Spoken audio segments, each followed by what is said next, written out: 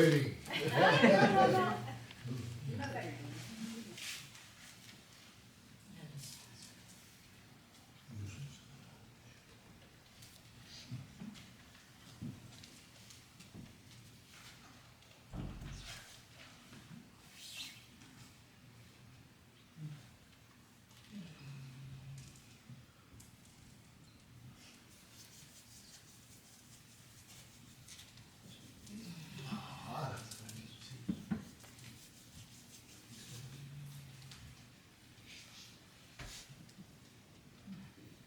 Okay, thank you.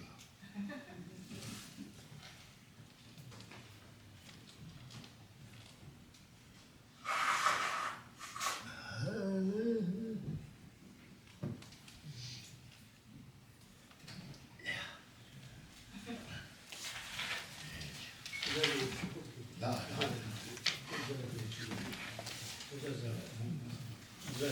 Ah, what a gosh.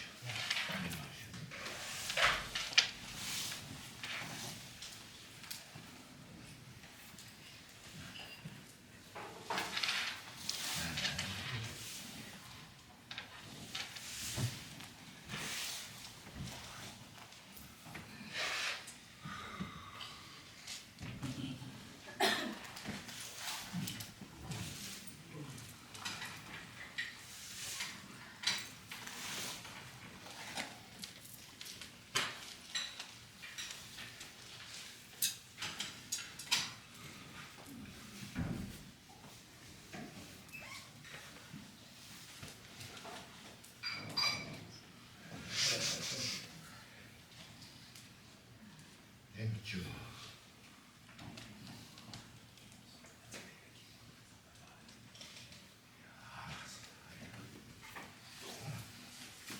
I think you love me. You love your way. Ah, you might love your way. You might, yeah. You love your way.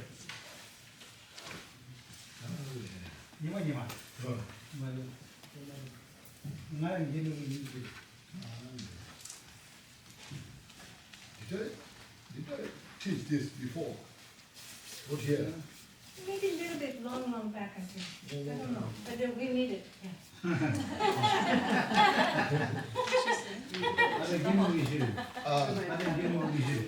Whatever you decide, Rinpoche.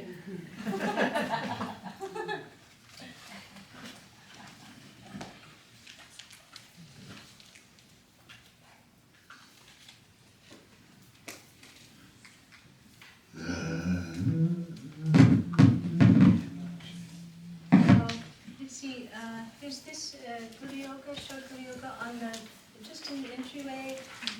Everyone has, or I think somebody was passing out, they didn't see you there. I wasn't here. Okay, yeah.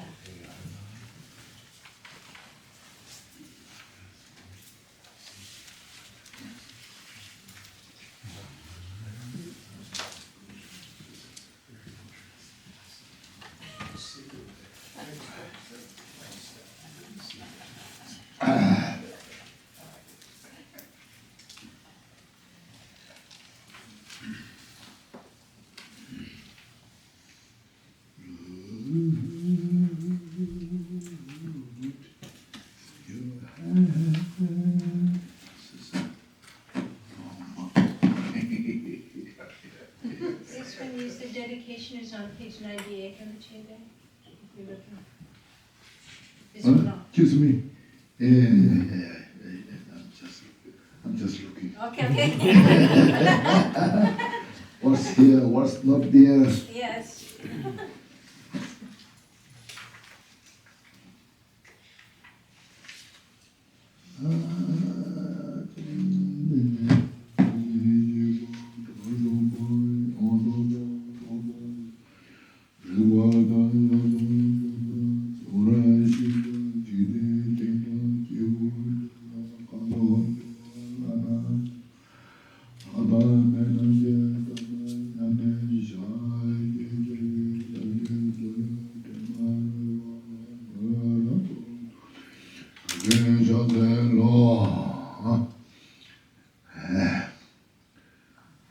Just take a deep breath.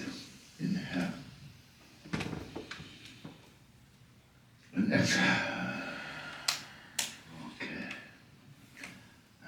then maybe we just do the short refuge prayer. We'll first chant in Tibetan. From the handout or from the book? Yeah, no, yes, from this. No. Okay. Page 6, page 8, please, in the book, Page and then I will share on the page screen 8. for Zoom.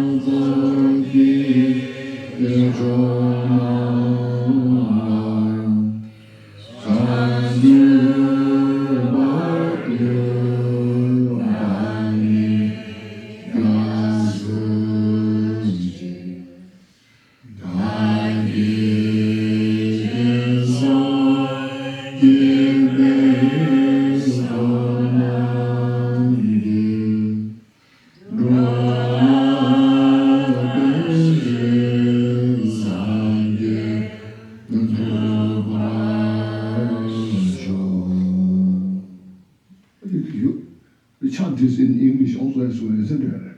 Yeah.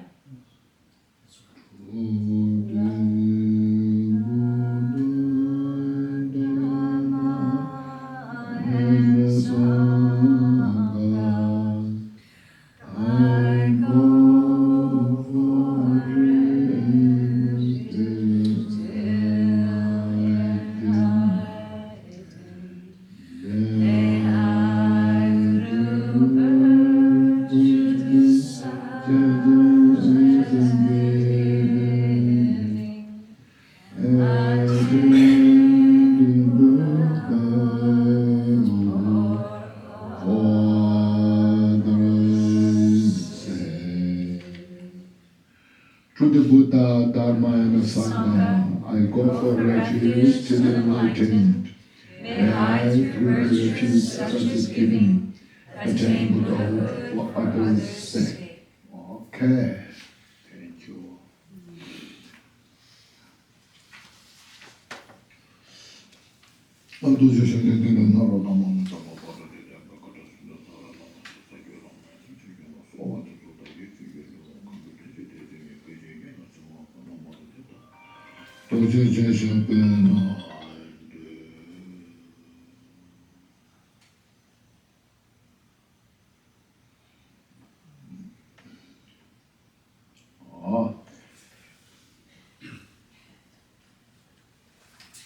So this afternoon, some of you might have received this teaching before, some may not have.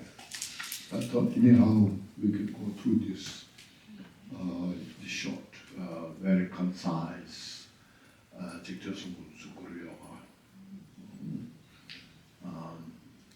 tomorrow we'll do longer one. You can do that.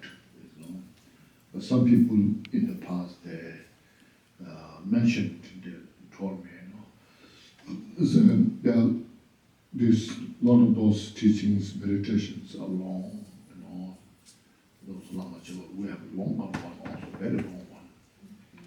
And then tomorrow we will do the top offering, there's a longer one. Even though that's very short, but still we feel long.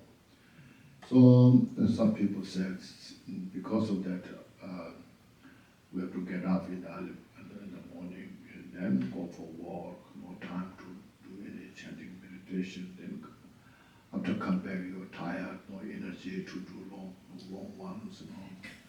So it would be helpful something if we have very shorter form. So here this I put together. It's not my kind of my own writing, but to put together very short. If you're busy, it can be done even 10, 15 minutes. And then if you have time, you can also spend time here, chant the mantras longer, meditate, this can do this. But it is short, complete. First we have the refuge and cultivation for the Chitta. So it's called refuge and cultivation for the Chitta. Now, first it is then Guru Yoga that brings the Dharmakaya onto the path. So this, after doing this step-by-step meditation, then yourself dissolve into emptiness, meditating there.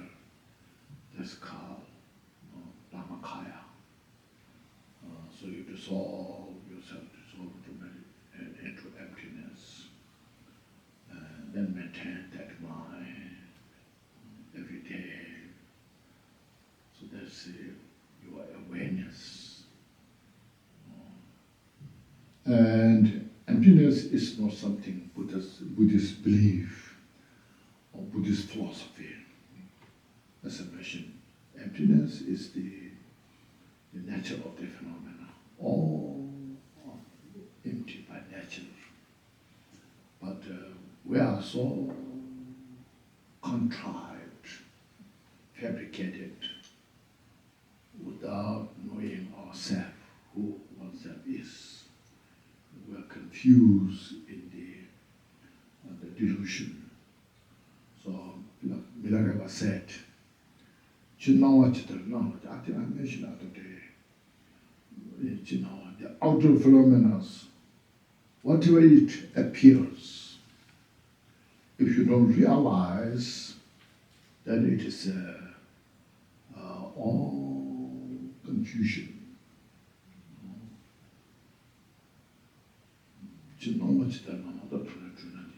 then it gives you opportunity to grasping, fixation.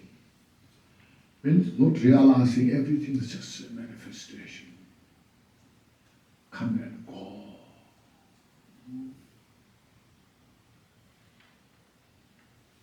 As I mentioned at the day when I used the bell, see like this. The sound, you see, the bell sound, you see. Was just something specific, something very real.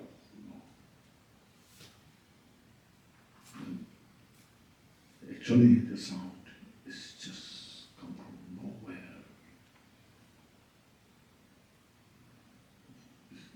It's the product of all these dust particles. And if you look at it, all the dust particles, when you investigate, these dust particles also don't exist. Through the quantum physics theory, it's all just appear from emptiness. See? And because of that, this the bell itself is not exist as we perceive. It's just a manifestation, just a reflection. You see? Reflection of our mental creation. Then we are perceiving something real, concrete, see. And then from that, see, when the sound is made, we also fixated the sound. It's called grasping and fixation. Grasping within the mind. Fixation is the outside that exists, is fixated. So you see, everything is just in that nature. It's not a Buddhism definition. It's how its reality, nature functions. And it's mental, mental product. See, so from that appearance, that is appears, and we are so fixated, is good, not good, right, wrong, all this. Because of that confusion we have then the things what we like, we are attached to that. We're fixated, This is good, I like it. When our perception that is not good, so I don't like it, it's not good. Because of that, every individual have their own projection, projected. Some say, oh, it is good, I like it. Some say, oh, this is not good, I don't like it. If it is real, that phenomena is there, what we are perceiving. Everybody should perceive the same thing because it's real. We all should agree this is the same thing. But because of our mental projection, everybody will project differently, perceive differently, So you see, so it's a product of our mind. Our mind projected that.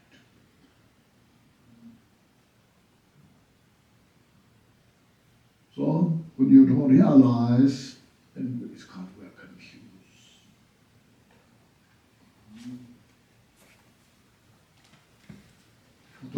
To that, then that our projection, then it draws our attention, our attachment.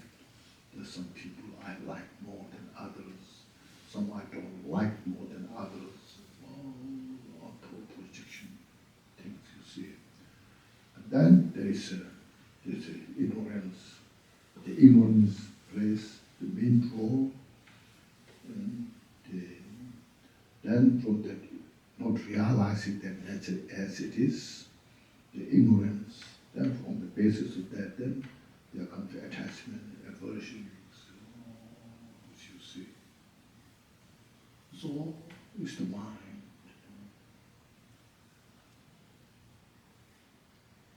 Then Milarewa said, when you realized, then you see everything just a manifestation of the mind. It's just a reflection. Then there's nothing to attach to, there's nothing to hate. And then you see the play of the mind. Then it assists your mind to see things precisely without the fabrication. Finally, at the end, there's no appearance. Because it is all that itself is nothing but empty. So that's what's called unborn. You have heard of unborn is nature is Dharmakaya. So this Dharmakaya that you carry their mind in that way. Then all mental afflictions that we have can dissolve into that. Our pattern, the habit, the projection, the mind, all can dissolve into that. It's called carrying Dharmakaya onto the path. Okay? It's a method how to see your mind. Everything is nothing but your mental projection. So that's the name of the Lama, Guru, Yoga. No, by now I think everybody knows yoga. Generally there's yoga exercise, it's very popular. Yoga studio, nowadays the yoga becomes so popular. Exercise, all this different exercise, Usually yoga in Tibetan is Nel Jor. Nel Jor. Nel means unfabricated, as it is, uncontrived, unconfined. See? And Jor means to unite.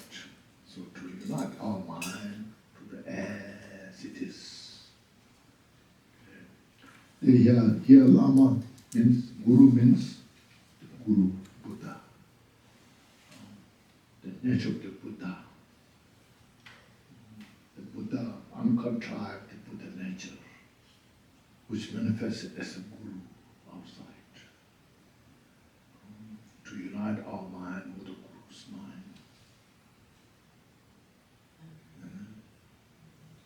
That is the Dhammakaya. Okay? Then in the refuge in the Buddhita, Vajradhara Lama or Vajradhara Guru, you could say. Vajradhara is the Buddha Dhammakaya. Buddha has 3 bodies or 4 bodies. If you say 4 bodies, Nirmanakaya, Sambhokaya, Dharmakaya, Swabhavikakaya. So this is called the 4 kayas. And you say 3, Nirmanakaya, Sambhokaya, and Dharmakaya. So Vajradhara is a Dharmakaya. Or Vajradhara's outer form is a Sambhokaya, what great Bodhisattva can see.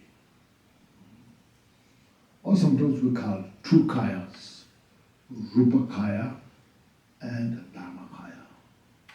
Rupakaya means the form body. The form body and Dharmakaya. Okay. So there are these different things that you can read, understand, but the name, there are different names there. So here, Vajradhara Lama, the Dhammakaya Guru Lama.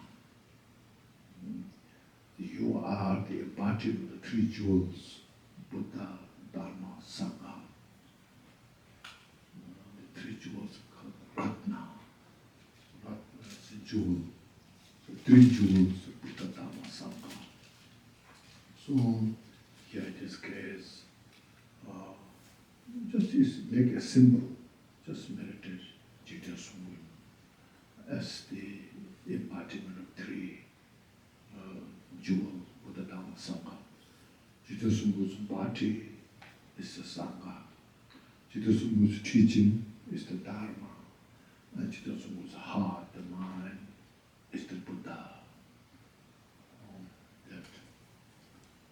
So that you are the embodiment of 3 jewels. I take refuge in you, so I take refuge in you and will until I attain enlightenment. So refuge, generally there are many refuges, you see. Everyone has some kind of refuge in the world. Sometimes there's this very ancient, some of our culture, very important culture, take refuge in those.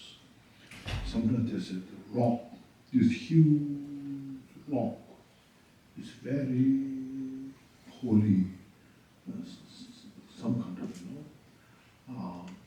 say, people take refuge in this. Or sometimes, precious leg. This lake is very holy lake. People take refuge, or mountain, or tree. There are many different cultures that have that kind of concept of the refuge. But all this, see, would not allow us to free from samsara. It's just really just to relieve some our confusion, or to relieve some our temporary suffering.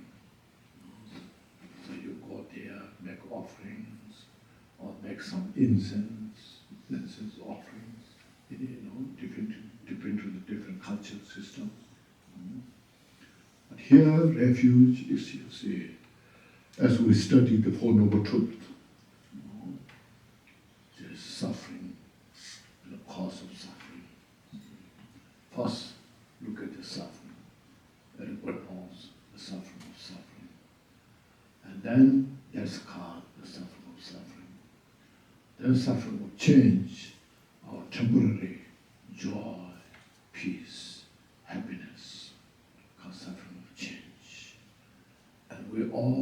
everyone is looking for that. Everyone is searching that temporary joy, peace, happiness.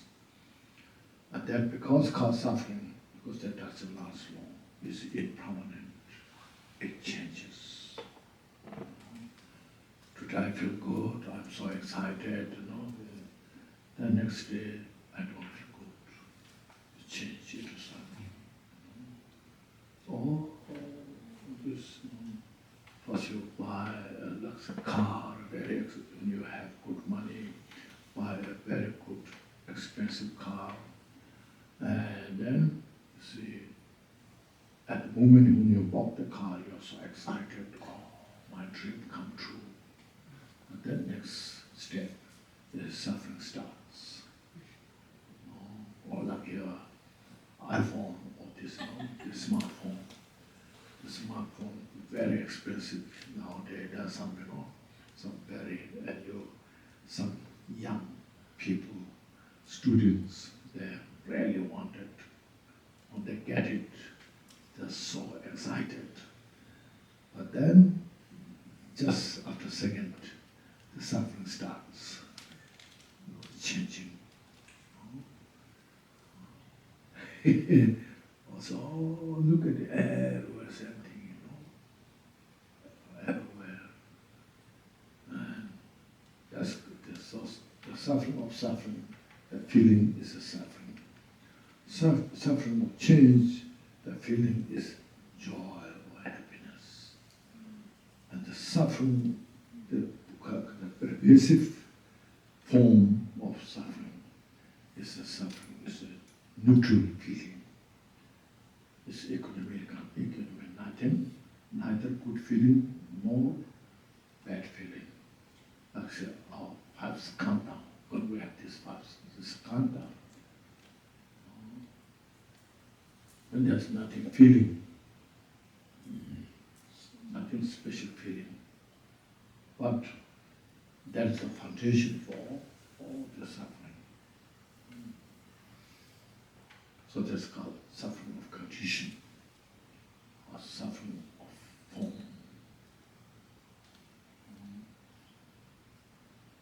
So when we know these things enough, then what are the causes of suffering to be avoided? Then mental afflictions and the karma, this. So now it's not enough to take refuge in some simple thing, to a piece of rock, or tree, or lake, or mountain. They will not give us the refuge, total freedom of the suffering. So because of that, then, we the top this first, this two, this suffering and the cause, the result and the cause of samsara. And then next to the cessation of suffering. What means cessation of suffering? So when all the mental afflictions are totally exhausted and not exist, so that time is called you are free from suffering. You achieve the nirvana. So what are these causes? Then you cause the 8-fold path, or the 37 for that. I think if you read Jewel Ornament of Liberation, then you'll find these 37 branches of enlightenment, including the 8-fold path. So that was the path you take to achieve that cessation of the suffering. So through that, then we take refuge in the Buddha, Dharma, Sangha. So there's I take refuge in you, and until attain the enlightenment. That's the taking refuge. Then next is cultivating bodhicitta. Sensual beings, victim of confused projection and suffering. See, so that's what I'm talking about. All the three sufferings are there. The suffering of change, and the pervasive or the suffering of condition is there. everybody in the samsara, we have the confusion.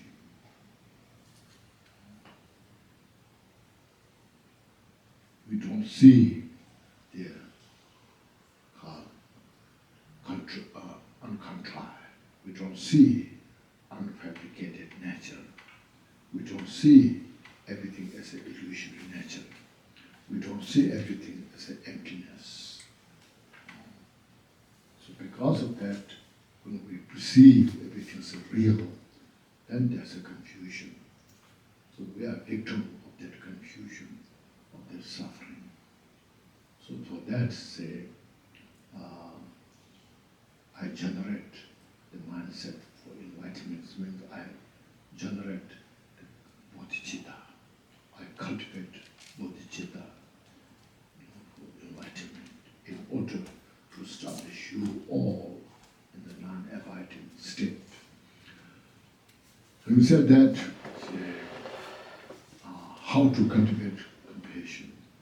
So first is that before cultivate compassion, the practice of the loving kindness, compassion. That everybody in the world, they appreciate that. It's not something, a religious belief. It is something everybody appreciates. So we need to develop that, we need to embrace that. As we have discussed before, just to reminding ourselves. We have to remind every day to practice this. Everybody desire for peace and happiness. Because of that, we cultivate loving kindness.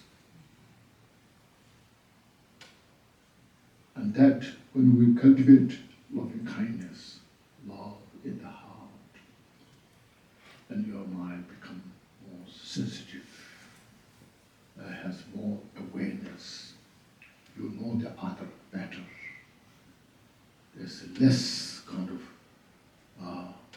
barrier, isn't it? You see, it transcends a lot of differences. So we all desire for peace and happiness. You feel closeness with others, especially those who need help, need support, those who are suffering, those who need peace and happiness, you see, instead of being distance, you see. And that brings less fear in the mind. And your mind becomes more peaceful.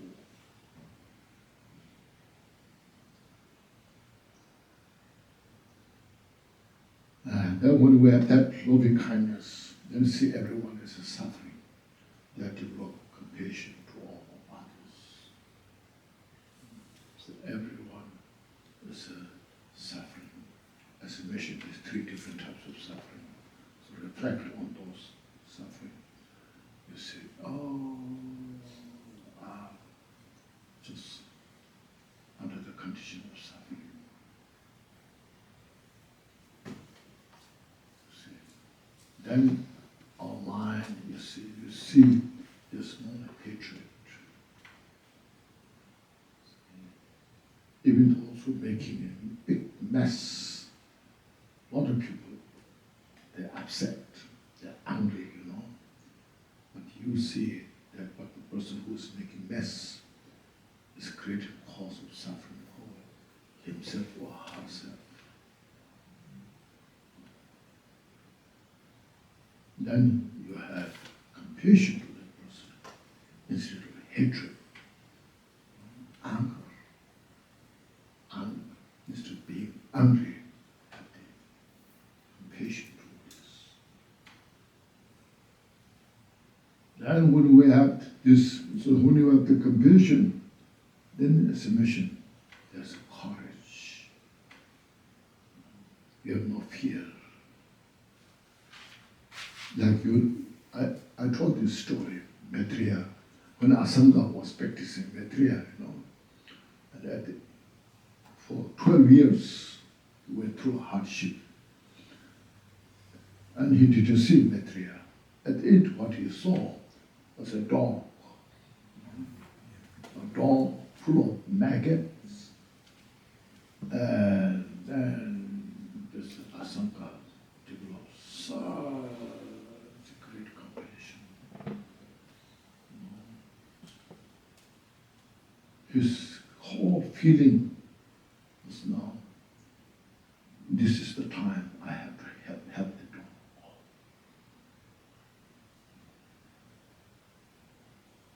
That his feeling, the compassion was so strong, and he lost all the fear.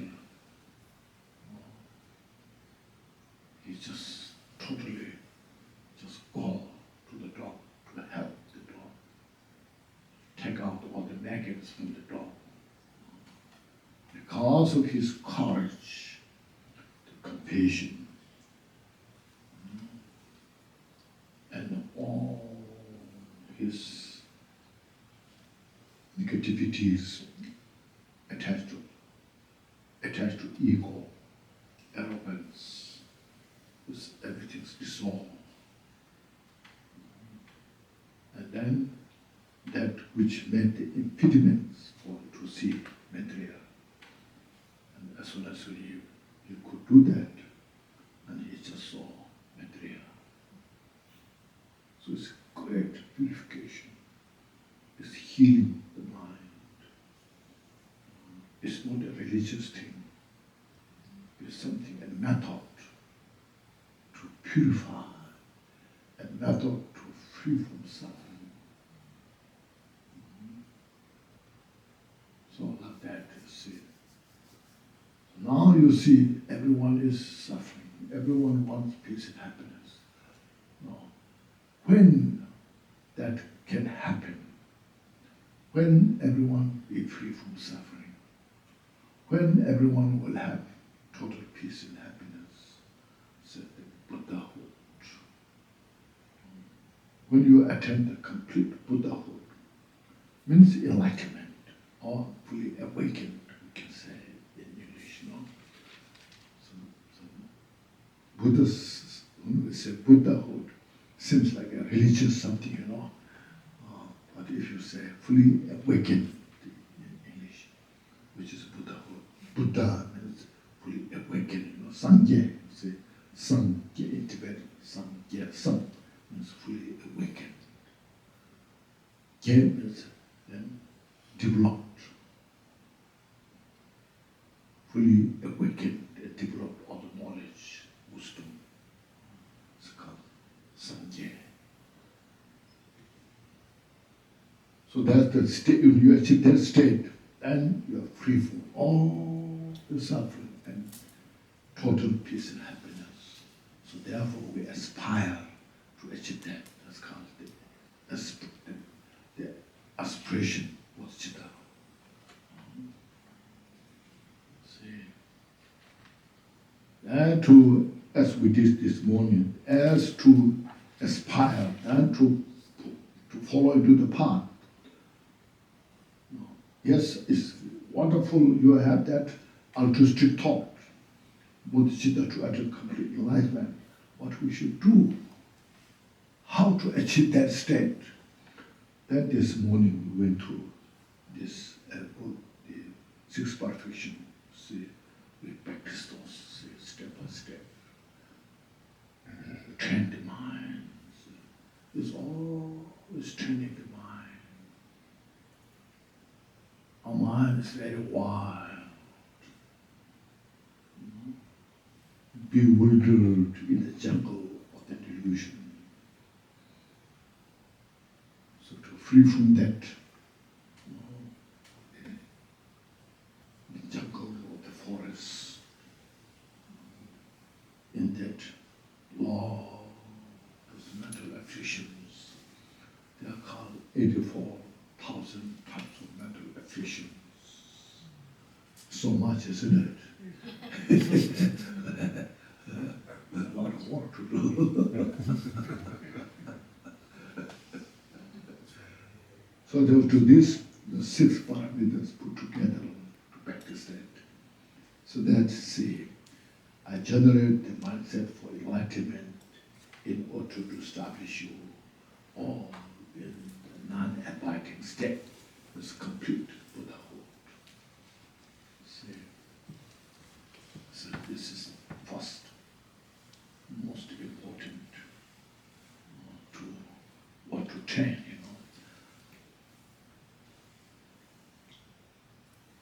Then next is how to establish a visualization.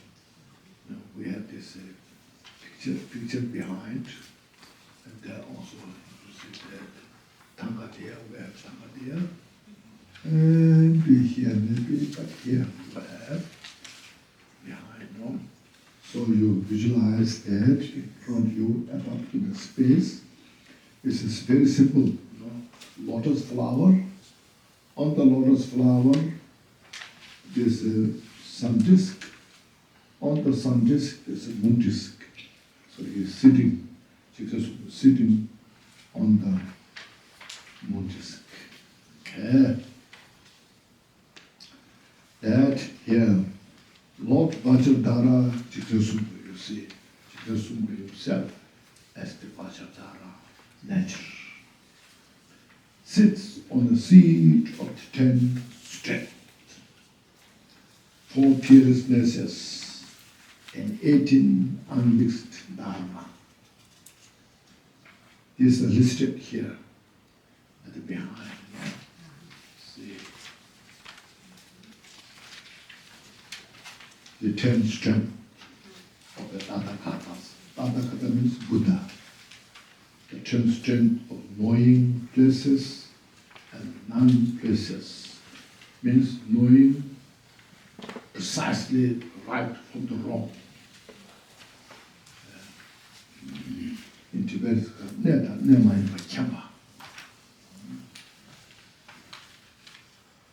so that.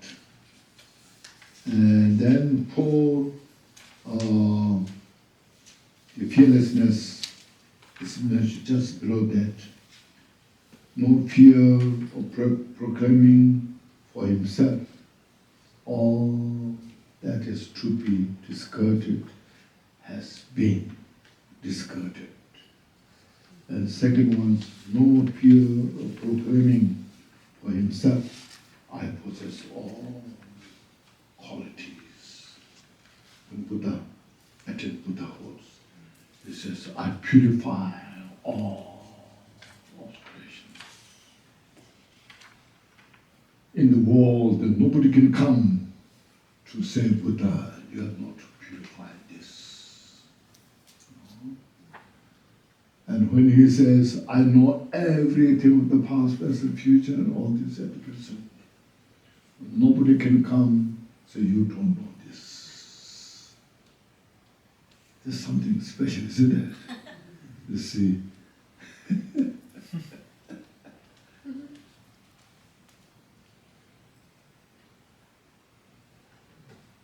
And 18 unmixed, there we have, you see,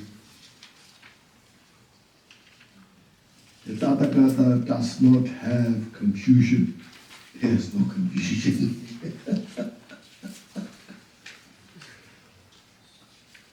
Doesn't have forgetfulness. He never forgets. In other words, there's no dementia.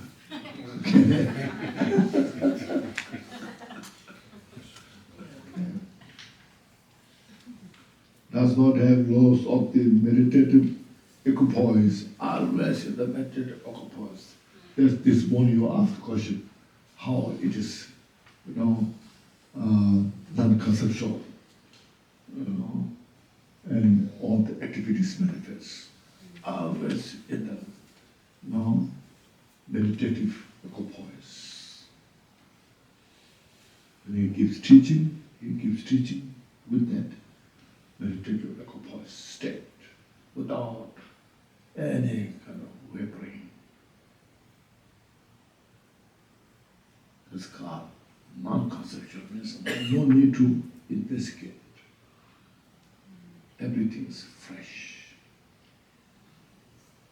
So these are just few examples of his qualities. That's what's called Buddha. We take refuge in. From that wisdom, then taught all those teachings out of compassion. You mentioned that compassion is such an indomitable compassion. His whole being is within that compassion to all the sentient beings in the world, in the samsara.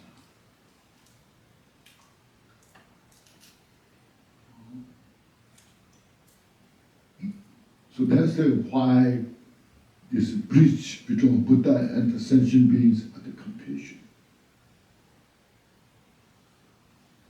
Wisdom, of course, he has all the wisdom. But if he doesn't have the compassion, doesn't help us. He's something special, but doesn't help us. His wisdom helps us because of his compassion. He shares all wisdom to the benefit of sentient beings. Because he saw the sentient beings are suffering so much. And they are trying so much to free from the suffering. They are working so hard to free from suffering. But never happens. Because it doesn't have the wisdom to see things reality, nature. We all just look at it now you can see all different leaders of the country everywhere. I am this important leader, I am that important leader, I have this much ability, I have this much power, But how much that leader helps the sentient beings?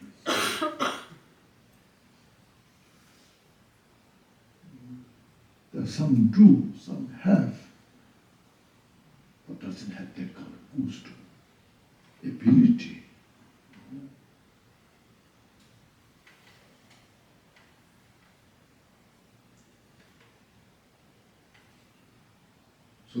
So you see that great compassion. It's no fearlessness. So that's the Dhammakaya. Okay. Dhammakaya is 32, it's called 32 qualities. It's called rapidness, this called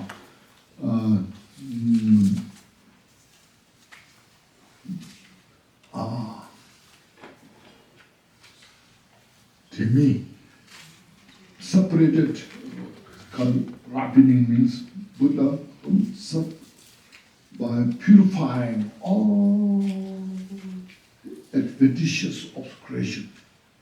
All the adventitious obscurations are totally purified, obliterated from the root. From that by the result of that, then he revealed the Buddha nature totally. Then the next is called the ripening quality. This is the major and minor marks. There are 32 major marks and 80 minor marks. It's a physical quality. The physical attribute to it. The marks of love, compassion, and bodhicitta. Citta, radiating rays of light to all the sentient beings. Great bodhisattvas. The great bodhisattvas are so admired when they see the Buddha, Sambhogakaya. And this is the splendid, excellent quality of the body and the teachings that even great bodhisattvas who attend the Bhumi, they are inspired to become Buddha. And the Nirmanakaya Buddha, that Buddha Shakyamuni who came on this planet, and the historical Buddha, everybody who saw the Buddha they are totally admire. And when the confusion is there, all the confusion is just dissolved. They're so inspired to follow the Buddha.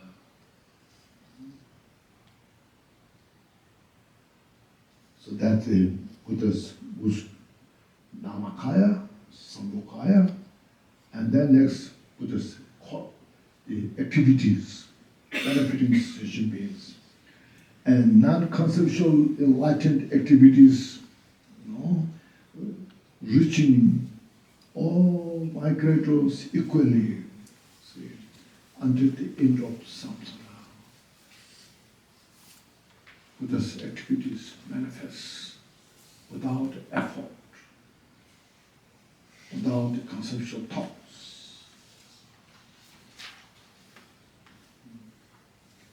When we say these things, sometimes you wonder why Buddha come more and do things, but this is interdependent. In the jewel ornament of liberation at the chapter, the 20 chapter they mentioned, Buddha's activity is interdependent. Means interdependent of us and Buddha, we practitioner, Buddha, and the Buddha nature. We, the recipients of the Buddha's blessing, we need enough accumulation to meet Buddha's activities. You see, as mentioned, Asanga, when he saw the dog, the maggot dog, full of wounds, he has that much, karma, merit to see the dog. But that became such a great condition, Asanga, to develop great compassion. That compassion took care of all the rest of the karma, which is the impediment to see the Maitreya. So this karma, it's all interdependent. If Buddha alone is enough, so by now Buddha has to care of everything. But that's not the case. If we are alone enough, within our confusion, we must be enlightened by now. That's not the case. It's all interdependent, interconnected. Okay? No. So anyhow, this Buddha's activities just continue one after another.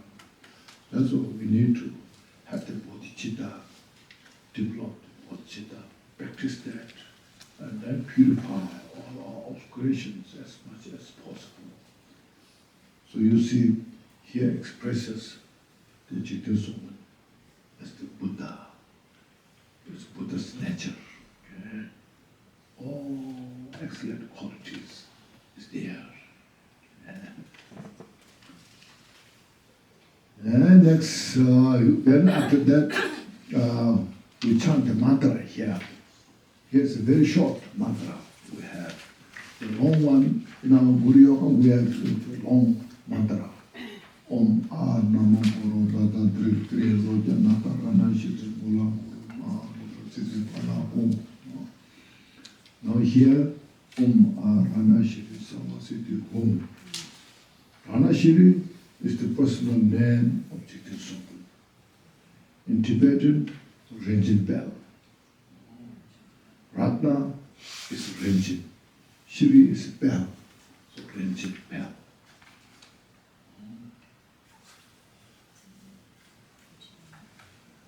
Sarva means Sanskrit all. Okay, all, sarva. Everyone, everything, all. Siddhi, achievement, attainment. So all the attainments, including Mahamudra. Okay. In other words, you can say Om Arana Shiri Mahamudra Siddhi Phala Hom. You could say. But here, just medicine. All the attainments may I achieve. Okay. So when we chant the mantra, here you can meditate, look at the Jigna embodiment of all the Buddhas of the past, present, future. And body not as a substantial body, but a wisdom body, like a rainbow body. From Jigna light radiate, multicolor light radiate to all the sentient beings in the world. Meditate first, the outer universe, the world is purified, transformed into pure land. Then light continue radiate to ourselves and to all sentient beings, purify all our mental afflictions. Just doing this. And meditate all, this is your exercise or the practice of loving kindness, compassion, bodhicitta. Just look at the suffering of the sentient beings. The soul, there's a suffering so much.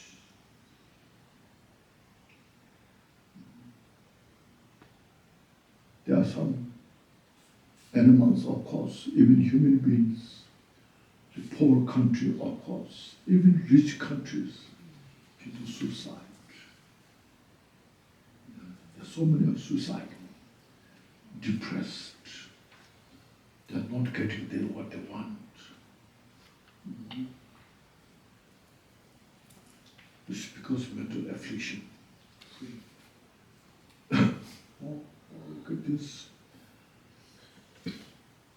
We appreciate ourselves. I'm so fortunate I have this practice. I can do this practice.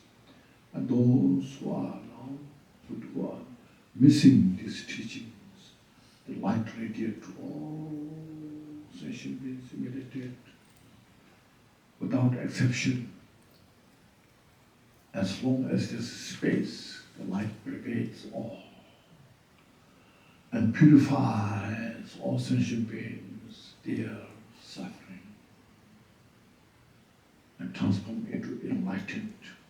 You can visualize as like say, sentient beings as a Chenresi, or green Tara, or white Tara.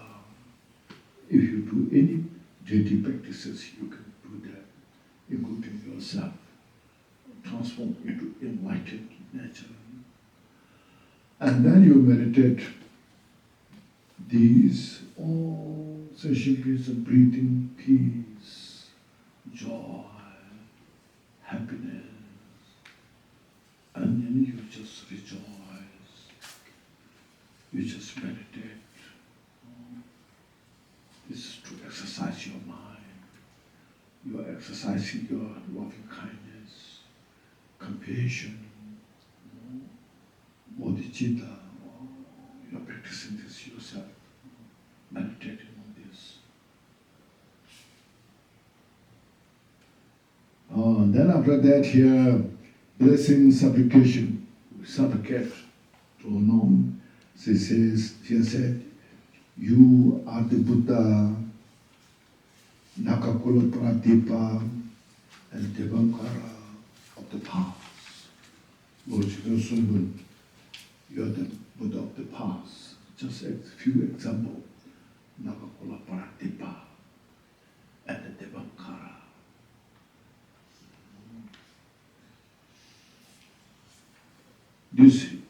This history, Nakakula Pradipa, is mentioned in the life story written by Chamashira Jung. It's called Meaningful to Behold. If you read that, Meaningful to Behold, in that mention, there's a section there. This Buddha, Nakakula Pradipa, before becoming Buddha, he was a universal monarch.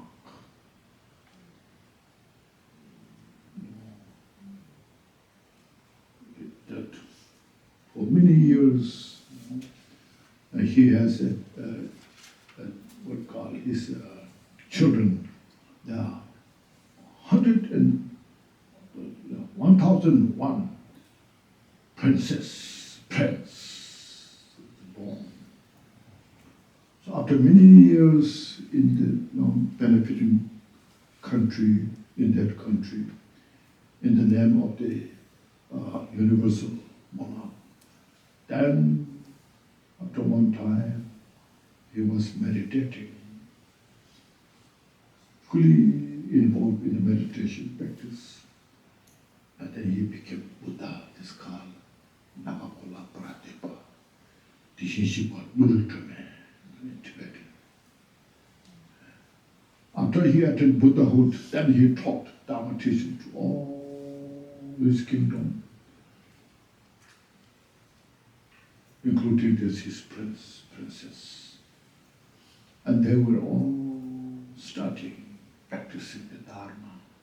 He taught from the Whole Noble Truth onwards. These all princes, they renounced the kingdom. They become, ordained. So youngest prince said, so Jidosunghu himself said, so that time the Buddha, Nagakola Pradepa, is now I. And the youngest prince was Gyaltshen.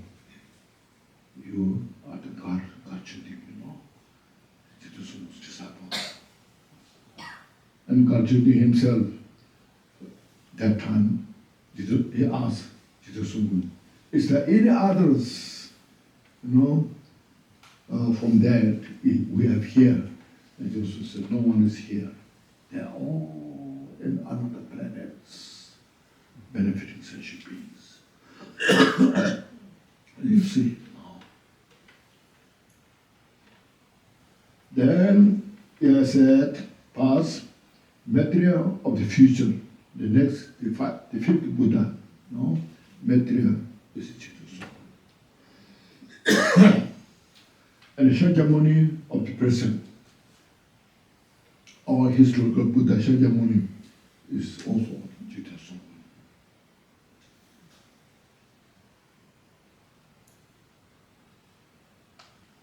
That what happened was, this is mentioned in the Konchog, written by Dharmakirti, in that relation with the bodhicitta, how bodhicitta is important, And then in the later part, when the Karmapa, the first Karmapa was a disciple of Kabupa, He lived 81, 82 years, When he was old, then he visited Jidosunghu. Jidosunghu was already established monasteries, so many monks there. And Jidosunghu, as his senior disciple of the Kabupa, Jidosunghu welcomed. Made such elaborated welcome ceremony. And then Karmapa saw Jidosunghu as the Buddha. And his disciples are like Shariputra, like this. And then they reached to the monastery. And Jidosunghu sat on the throne, and Karmapa sat on the throne. And that time, Karmapa received Jidosunghu as the Buddha. And his disciples said, the great Bodhisattvas, not generation, not Jushu, So then Karmapa asked, I perceive you as a Buddha. Why? And Jidosunghu said, it's because of my bodhicitta. So Karmapa was very inspired of that. So can you give me that bodhicitta practice? This is one account. Then there's another account. Kabupa. Kabupa was born at the time of Buddha, called Bodhisattva Dayushunu, Chandra Prabha Kumara, Chandra Prabha Kumara, Bodhisattva. in Rajgir. Now, do you know Rajgir area? So one time, then that Bodhisattva, Chandra Prabha Kumara Bodhisattva, requested Buddha to teach the sutra, Samadhi Raja Sutra. Have you heard of that? There's a sutra, what's called, elaborated about the Mahamudra teachings, Mahayana Sutra. And Buddha taught that Samadhi Raja Sutra in Tibetan called Totingzi Gyabo. Totingzi Gyabo. Tingzi is Samadhi, Gyabo, king, Raja, the king of the Samadhi. Buddha taught for many days, so many Bodhisattvas there. And in relation to this, then Buddha related that Bodhisattva, this Bodhisattva, the Chandra Prabha Kumara in the previous life, this is Bodhisattva when they were born, no? Taught all. But then at the end of the teaching, and Buddha said to all the audience there, now in the future, who will now say take the responsibility to promote this teaching to the sentient beings in the world? When Buddha asked that question, no any disciples could stand up and say, I will do. So that moment, that time, that Bodhisattva, Chandra Prabha Kumara, he stood up. He said, I will take the responsibility to promote this teaching in the future. As soon as that great Bodhisattva promised that, and there are so many other Bodhisattvas that they stood up, they are so inspired. When you do this, we will come, or I will come, I will come, I will come. Then you know. So these disciples of Kambupa, this first Karmapa, Pamutuba, Pamutuba, many Kambupa's disciples are dead,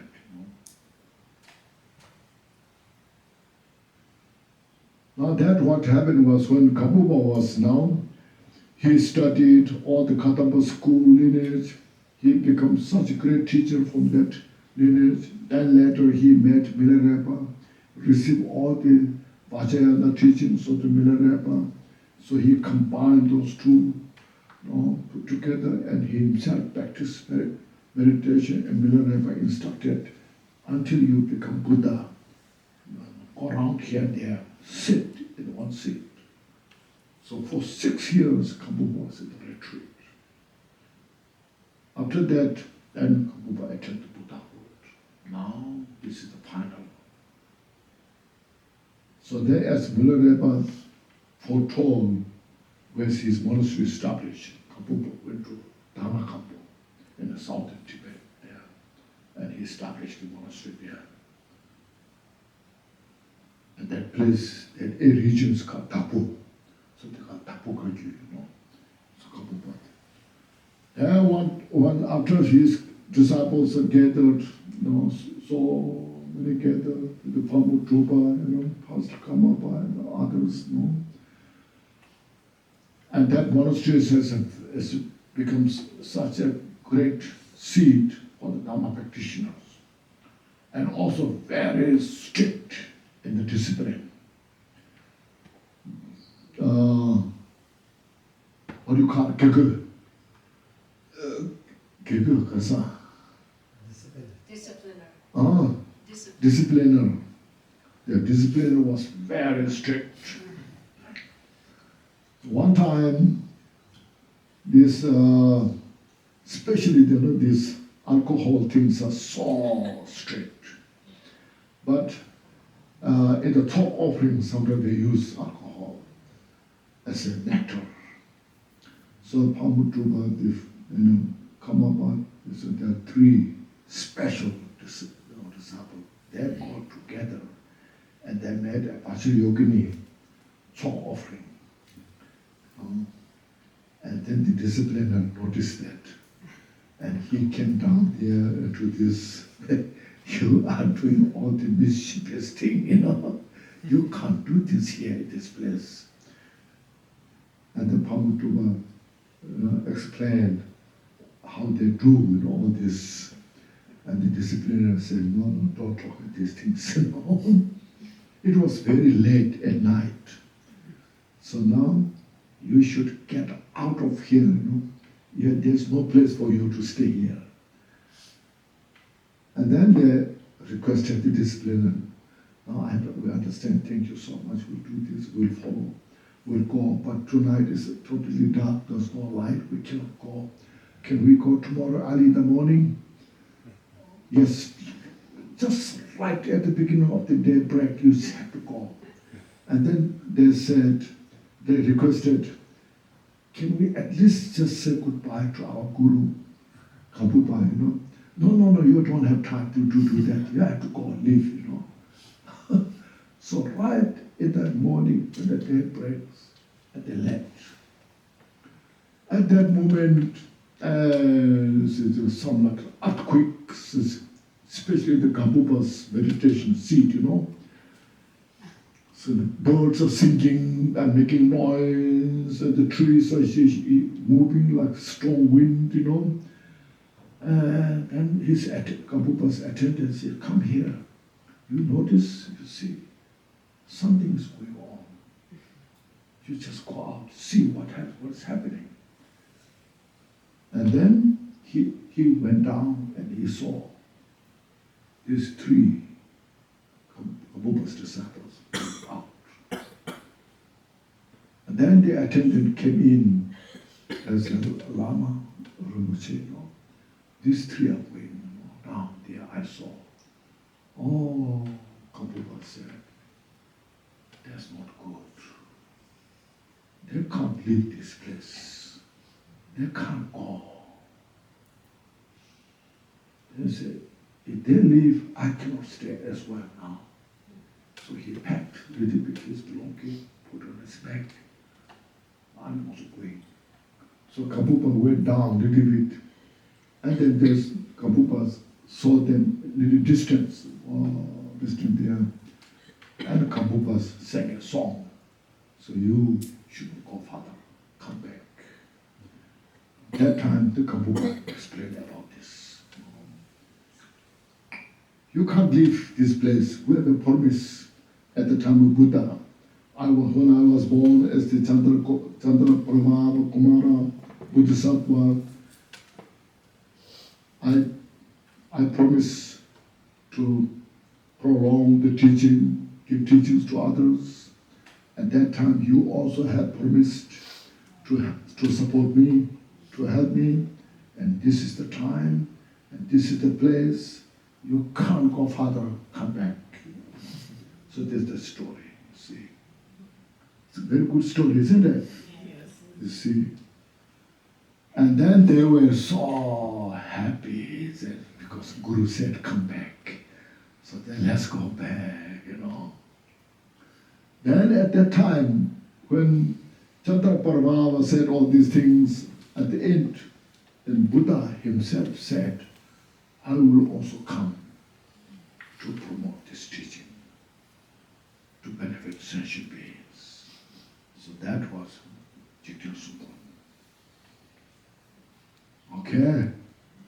So Gyaltshen was not as a symbol. Really, we cannot express how many cases Gyaltshen was gathered with the disciples. Over 180,000 disciples. There's no one happened like that, like him.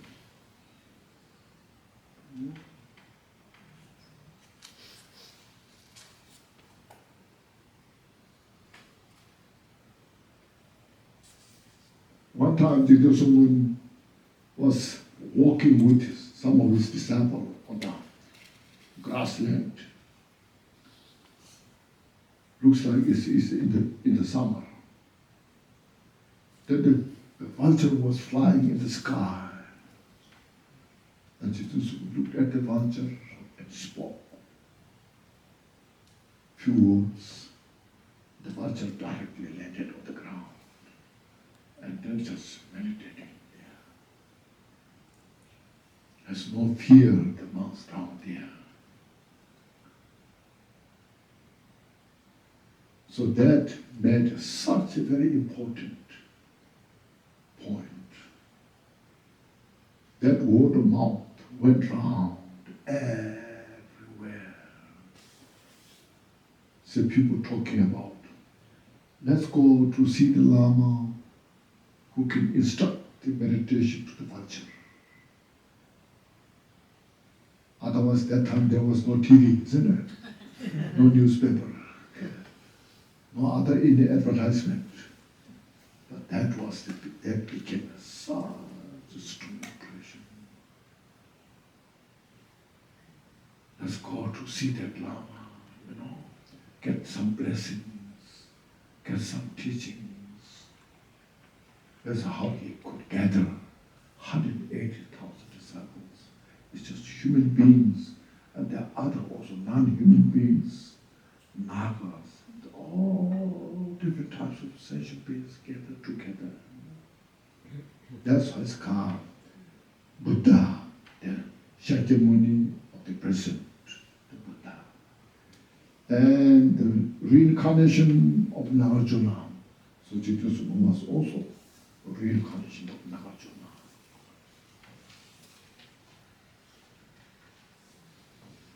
In relation to this story, have you heard of Shakya Shiripatra? No, you should have heard of that. Shakya Shiripatra was an Indian great Pandita.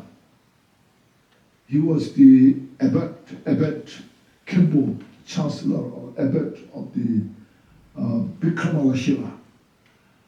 Bikramala Shiva is the same as a Nalanda. Nowadays in Patna area in Bihar capital Patna, in that area, Bikramala Shiva. It was very important Buddhist institute or university.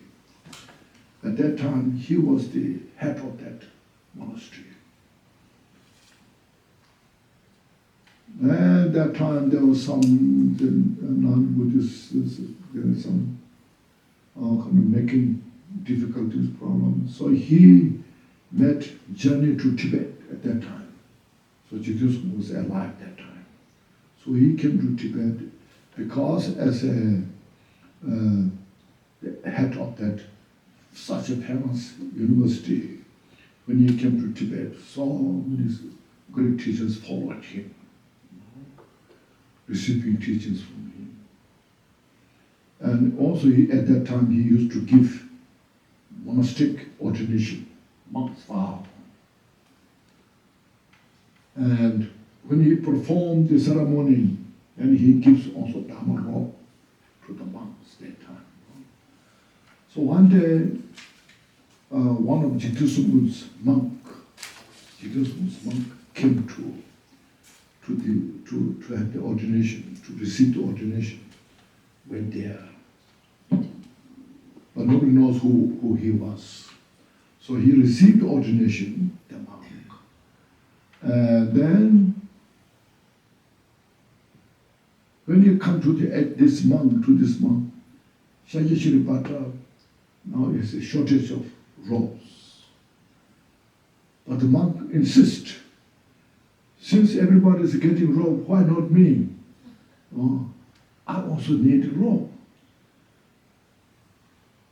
And then they said, now is Shakya Shiripatra, of course he said, finish. Then his attendants, monk's attendant, said, no, please leave, no, we are shortage of this robe. And the monk insists, since everybody is getting, why not me? And then one of the attendants was a little upset and pushed him, and he fell down on the ground,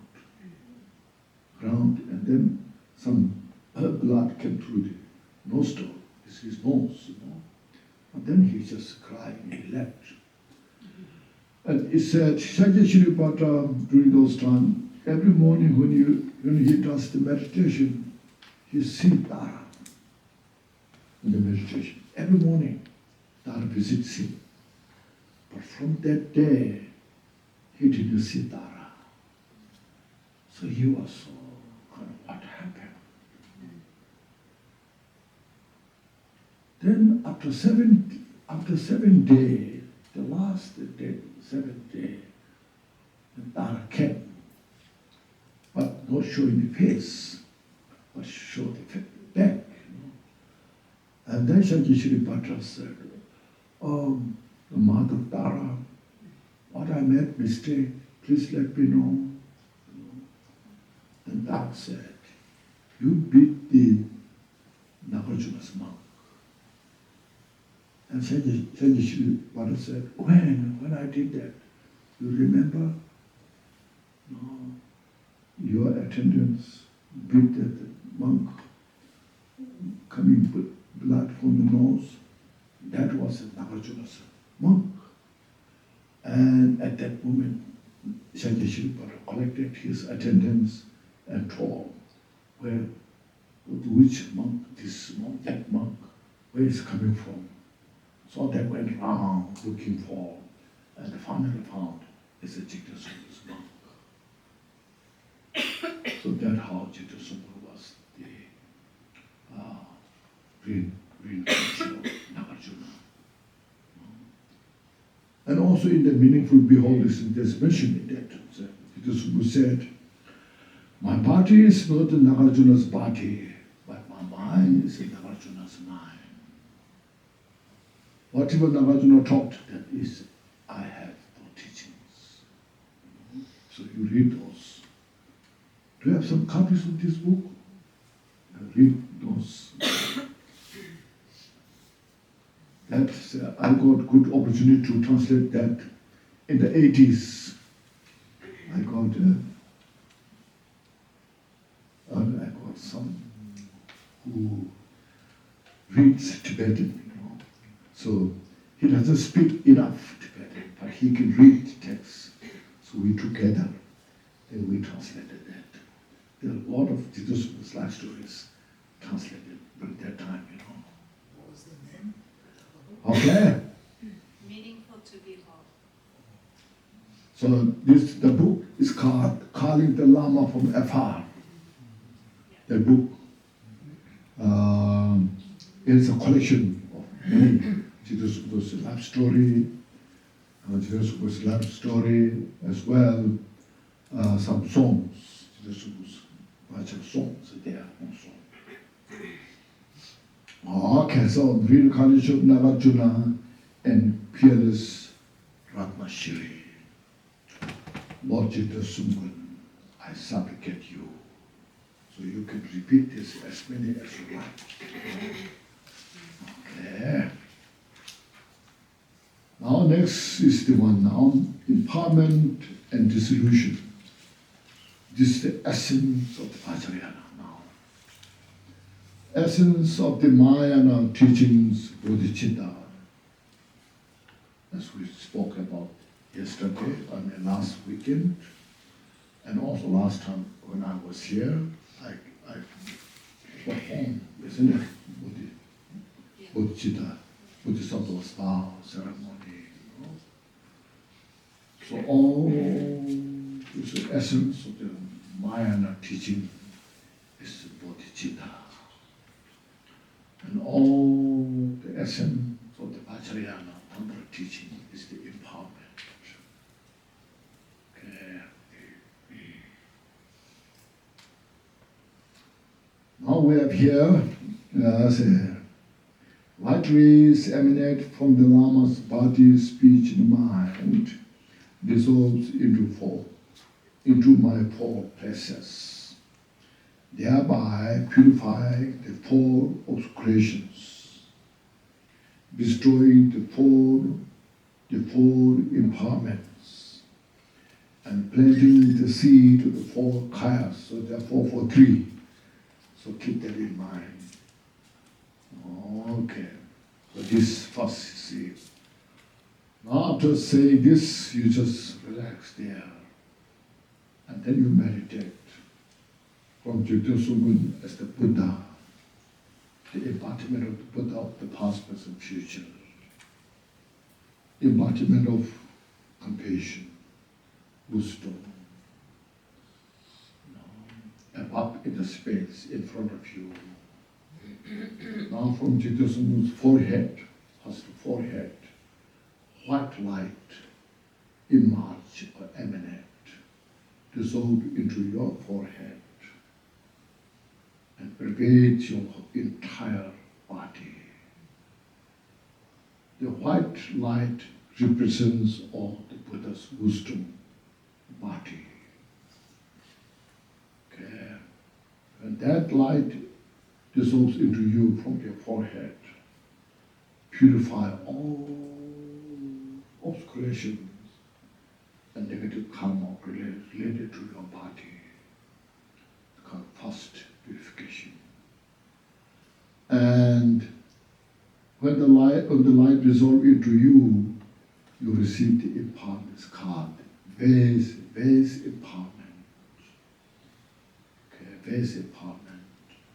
And your body, as mentioned, you transform into generosity or white Tara, green Tara, any daily practice you do, you transform into that body.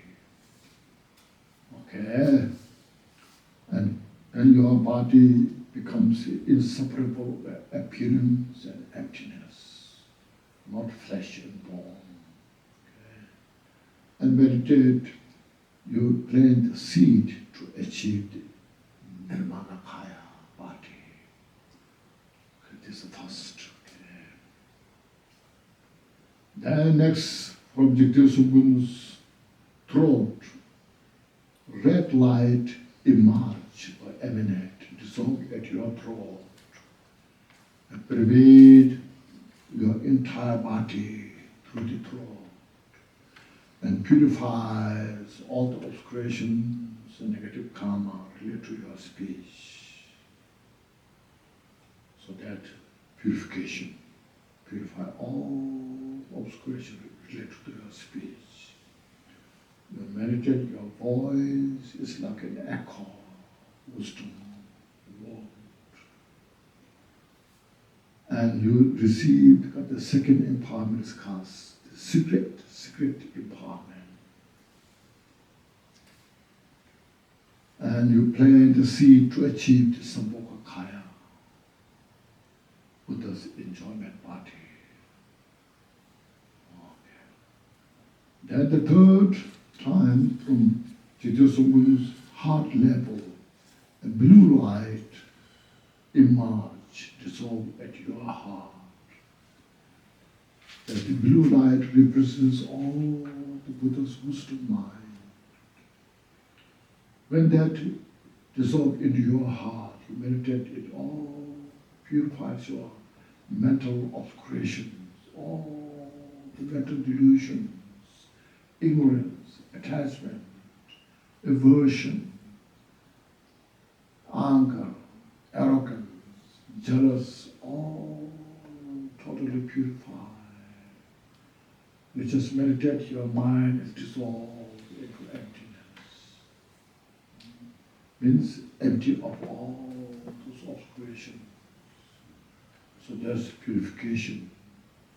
And that empowerment is called wisdom empowerment. So you receive the wisdom empowerment.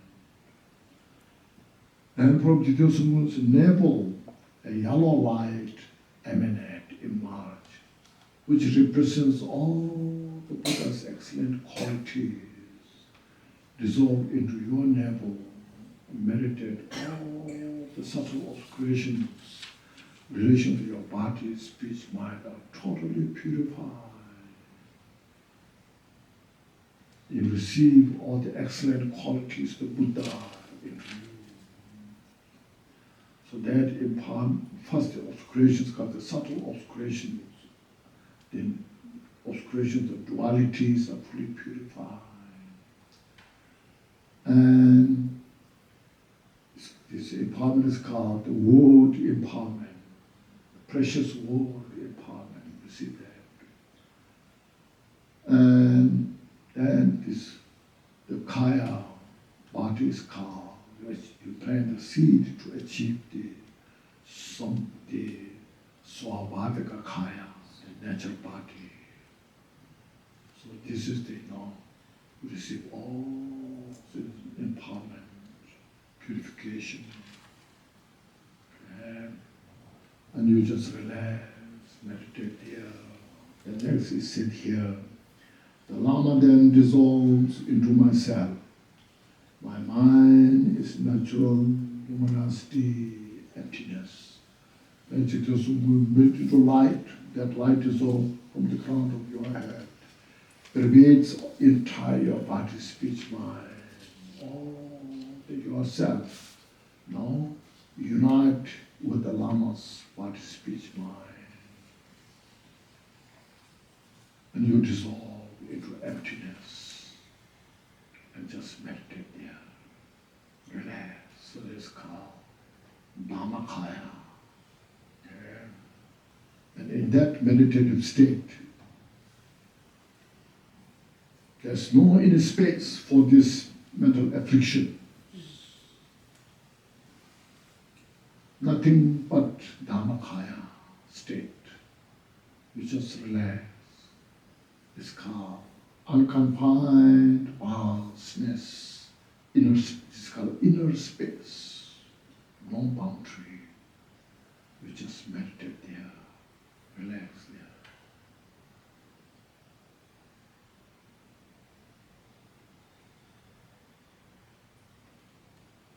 Yeah, you can meditate as long as you like. And it's not just only that time, then also in other time you can meditate that, in other place, anytime when you remember. When you're depressed, you meditate on this, all depression disappears. This is because you meditate. Where is the depression? When you have anger, meditate there, where's your anger exists. When you're attached, you just meditate there, where's your attachment? None of this exists anywhere. You just need reflection. Remind yourself, meditate. And those in the session with the world who has such a strong arrogance, ego, attachment, aversion, you develop such a great compassion to all the sentient beings. They are suffering so much.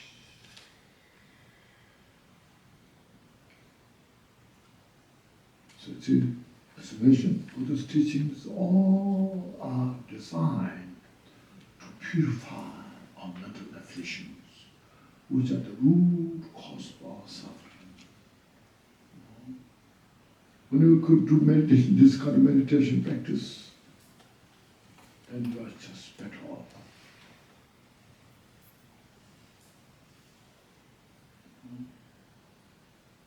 And so enlightenment is within us, not outside. This is all a method to purify our obscurations step by step.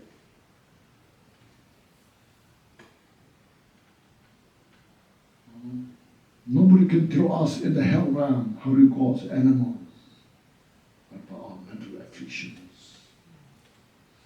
See, that we need to discourage, purify.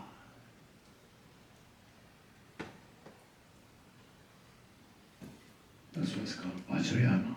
It's a great skill, skillful methods. This is what it's about. But we have to practice every day because our habit of the mental habit is still very strong, very persistent. It stays. And this is the tool how to purify, uproot these mental afflictions. So like when you die, at the time of death, Even though you may not have any energy to chant mantra so forth, but in the meditation you receive all this empowerment step by step. And you just die with this. Our rebirth will be much better. Better place.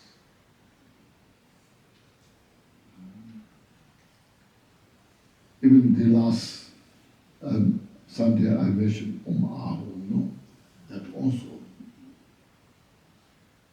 if you like that also you can use at the time of death, all after chanting the 3-4 rounds of the Ahu, and then all dissolved. Dissolve into dissolve into dissolve into emptiness, and you just meditate there.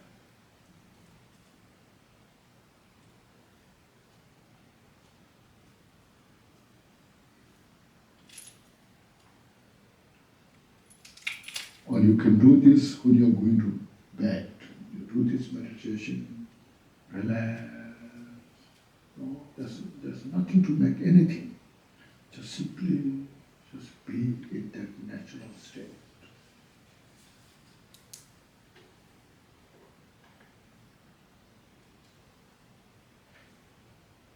Okay. Then after meditation, then we say some dedication prayer. In short, we have next page, you see. To both the innate virtue and the virtues accumulated in the 3 times by myself, times by all in samsara nirvana. May I and all sentient beings filling space, none left out, realize the co-emergent ultimate reality. This is Mahamudra. The co-emergent ultimate reality is the Mahamudra. May I and all sentient beings realize this Mahamudra, the ultimate nature of my mind, and attain the final state. Final means Buddhahood, state of non-abiding, neither samsara nor nirvana.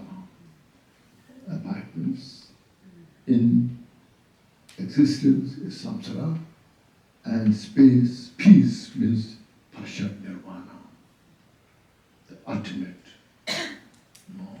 Buddhahood. May I and all sentient beings realize. Say this dedication.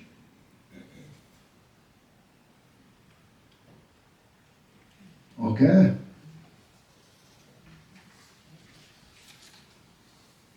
It's good meditation.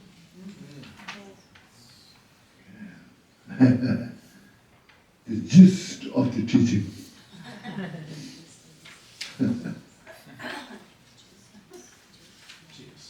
We become better human being, have more peace, more happiness, more relaxed mind.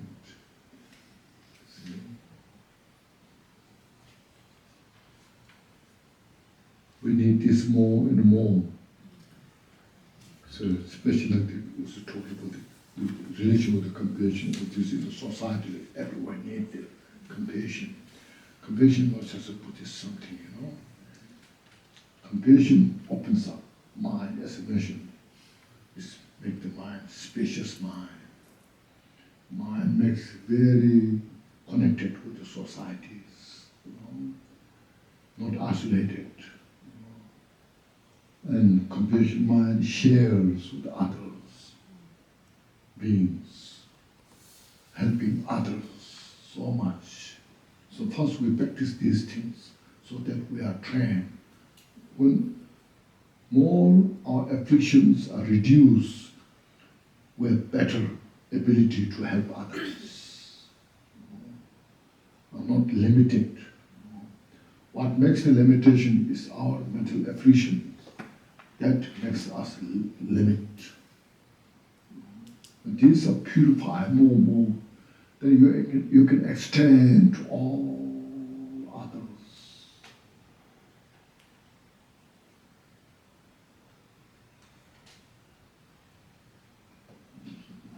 Okay.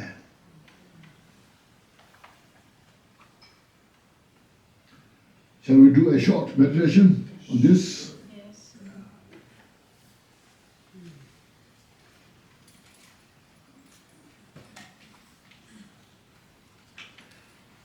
Thus we will chant only in Tibetan. All what we chant in Tibetan twice, in English once. It's okay?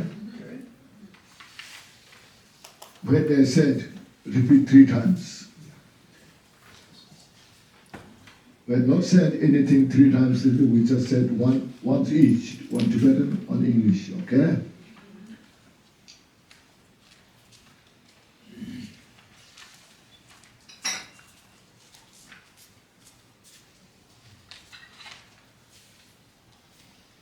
Okay.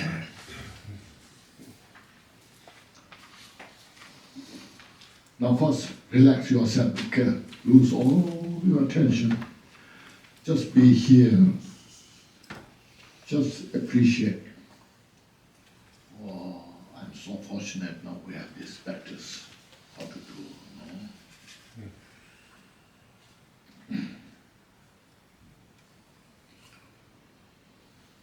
I hope my voice is still okay. It's okay? You can hear? Okay. I'm a not good chant leader.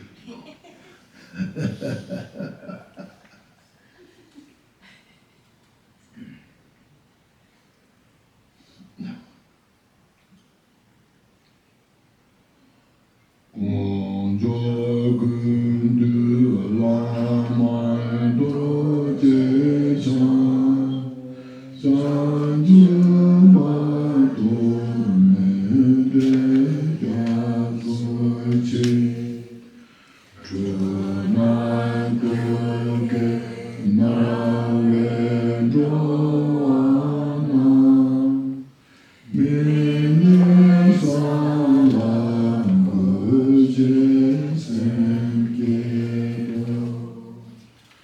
Konchog du lamai do je chan, chan ju ma do me de ya so che, chu na do ke na we do na, me sa la bu je sen ke do.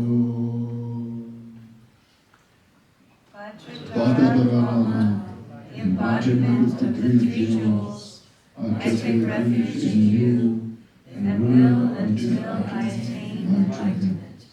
Sentient beings, victims of confused projection, suffering, I generate the mindset for enlightenment in order to establish you all in the non-abiding state.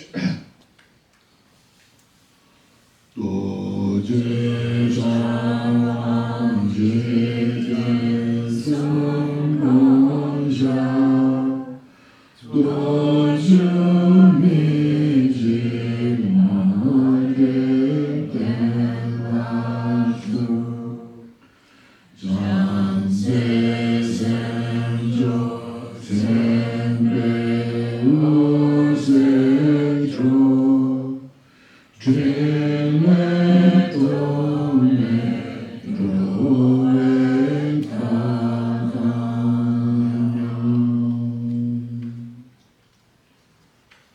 Lord Vajradhara Jitnasundan sits on the seat of the 10 strings, 4 fearlessnesses, and 8 unmixed dharmas, with major and minor marks of love, compassion, and bodhicitta, radiating the rays of light, and non-conceptual enlightened activities, reaching all my creatures equally.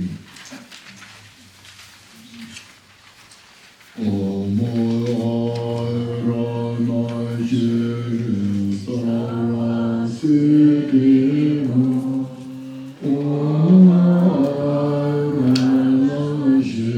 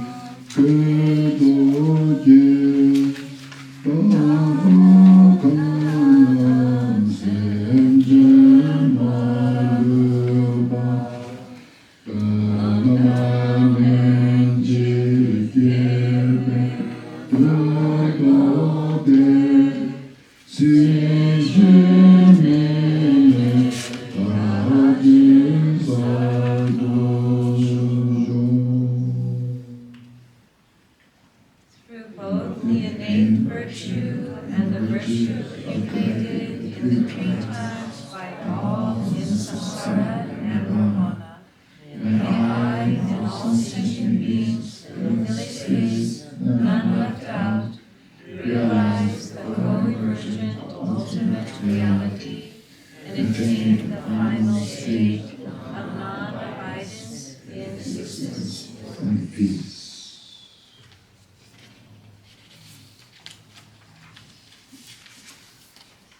Thank you.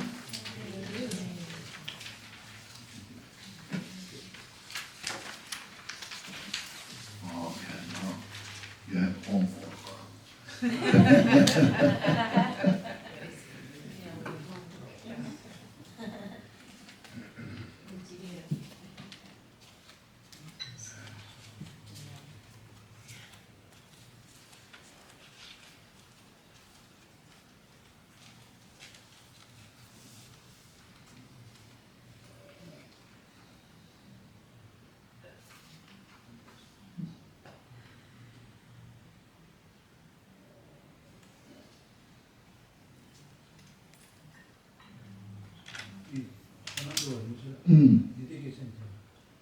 다 딱밤요. 제대 다 도시산 마술 도시스 때는 나름아. 2024, where's the note? Page 224, and I will share in the Zoom. Only Tibetan.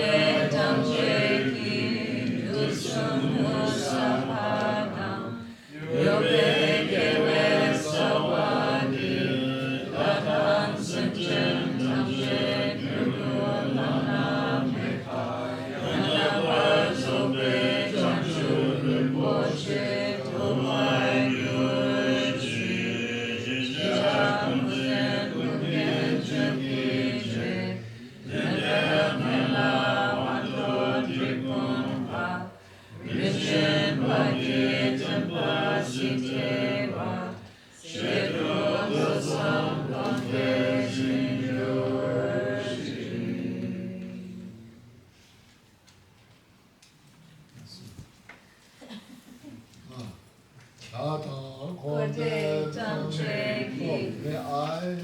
Okay. Yeah, okay, the English, go back one pair, okay. By the virtues? Yes. Yeah.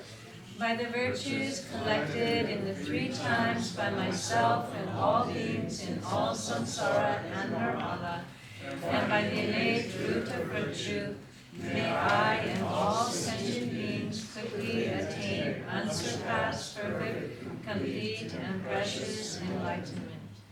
May the teachings of the Lord of Dharma, who is omniscient, the master of interdependence, great Trikumpa, Ratnashri, continue and increase until the end of samsara, through hearing, studying, practicing, contemplation, and meditation. Thank you. Thank you very much.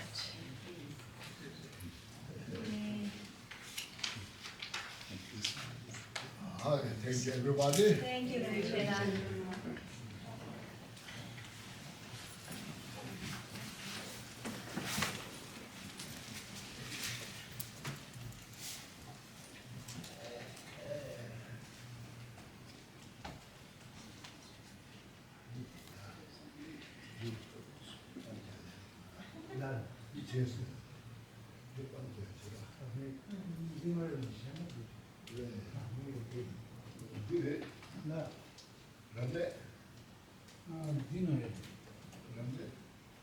Oh.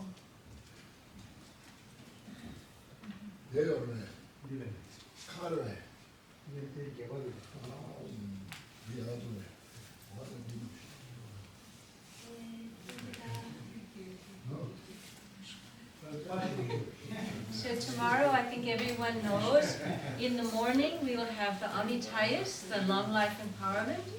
And it's really actually very rare and precious to receive from Rinpoche. Doesn't give very often, but I really requested if he can give for everybody. And then afternoon, actually we'll do the Amitayas practice and soak of the Amitayas, yeah? Good. So you can bring something if you'd like, any small things, flowers, juice, cookies, chips, whatever, for the soak if you like. Does it need to be finger food or? No, it's okay, yeah, we can manage. Thank you. Forks or something, I don't know, I haven't. Maybe easier if it's a. We hand it out, so. Yeah, but we'll pass it around, but you can bring nuts or fruit or cookies or anything, yeah? And we'll do similar tomorrow, we'll just see how the rain is, if we stay inside or outside for the lunch. But thank you, and thank you everybody for helping. We can just leave everything, if you're gonna be here tomorrow, you can just stay in your same place if you like, okay? Anything else? I think that's it, right? All right, thank you so much. See you in the morning. Okay. Very good. Yeah, thank you, everybody. Thank you, Fanny, for translating Espanol. In Spanish.